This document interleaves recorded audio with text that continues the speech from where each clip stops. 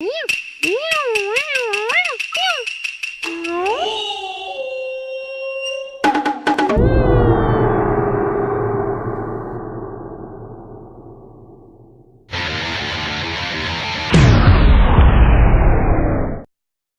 l'an de grâce de n'importe quel an, siècle ou millénaire après Noël et les fêtes de fin d'année, on se retrouve toujours un petit peu, voire beaucoup, à court d'argent pour le reste du mois, voire le reste de l'année. Alors, pour se refaire une santé en ce mois d'hiver qui rime avec crise financière, le petit boulot est une alternative à courte durée pour se faire des sous à défaut de trouver un job en or. Donc, si tu n'as pas le nez bouché comme moi, si tu n'es pas un cas social qui veut taper ou trucider ton prochain et que tu n'as pas peur de sortir dans le froid et te geler comme un canard, bah tu peux faire distributeur de flyers. En général, pour ce genre d'annonce, si t'es majeur, tu t'en sors, si t'es mineur, file à McDo. Mais que faire si vous vous trouvez face à une annonce qui recherche un animateur distributeur de flyers ou de tout autre produit jetable qui demande à avoir les compétences d'un génie du marketing pour créer un buzz, pour faire vendre n'importe quoi. Ich bin ein Berliner. Alors, si toi aussi tu veux vivre le rêve du street marketing, voici la lettre de motivation qu'il te faut pour mettre en avant ta créativité, ton esprit d'initiative et le tutti quanti charabi qui termine en i pour décrocher un job. Oui, je sais, c'est pour moi, c'est cadeau, c'est encore Noël, oh, ne me remercie pas, like seulement. Bonjour madame ou bonjour monsieur suivant les cas. Je réponds à votre annonce qui m'a interpellé. En effet, vous cherchez des animateurs pour créer un véritable buzz autour d'un stand. L'ambition est noble et se veut astucieuse, mais plusieurs questions se posent. Primo, doit-on créer nous-mêmes du buzz avec 3 bouts de ficelle et un bout de papier ?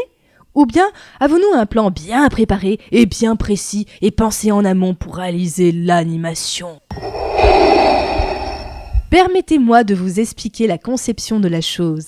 Dans un premier cas, il faut créer un buzz avec nos propres moyens. Un artiste de rue pourrait faire par exemple du jonglage, des pirouettes, voire même les rater en gardant une certaine dignité dans l'exécution. On pourrait aussi faire une interaction avec le public pour lui faire des jeux ou bien le soumettre à des bizutages marrants impliquant la nourriture du stand. Problème, si les jeux ne sont pas bien conçus, ils risquent d'être ennuyeux à regarder, bien que passionnants à jouer. Par exemple, jouer à réveiller son pote bourré et balancer la vidéo sur le net, drôle sur le moment, chiant à regarder. Les bizutages peuvent faire rire le public anglo-saxon et particulièrement le public américain. Mais comme vous devez le savoir, le code pénal français punit les actes de bizutage. Mieux vaut éviter d'en faire donc sur nos chers consommateurs clients passants de tout genre, âge, origine et machin. Dans le second cas, vous avez un plan bien conçu que vous n'avez pu dévoiler dans l'annonce. Un clip à la Stromae ou bien un clip plein de bonne humeur à la Pharrell Williams.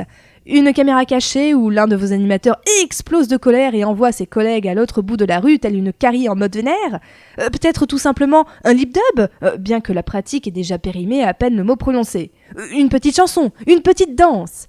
Il suffit parfois de si peu comme il suffit de beaucoup pour créer un buzz. Le buzz qui marque, le bon et bien gras buzz qui se diffuse sur le net. Et enfin, le buzz qui a la possibilité d'être reproduit ou bien qui rend hommage au sujet avec un soin particulier des détails. Mais de quels détails ? Mais ceux d'une super production, bien sûr ! Ou bien celui issu de l'imaginaire d'esprits monstrueux rejetés de la société. Non, je parle pas des publicitaires, je veux bien sûr parler des geeks, voire pire, des nerds. En l'attente de votre réponse, veuillez agréer Madame Monsieur Montrance mes plus sincères salutations. Je reste à votre disposition pour tout rendez-vous. Signé, vous. Avec une telle lettre de motivation, c'est certain, vous allez avoir une réponse des plus rapides.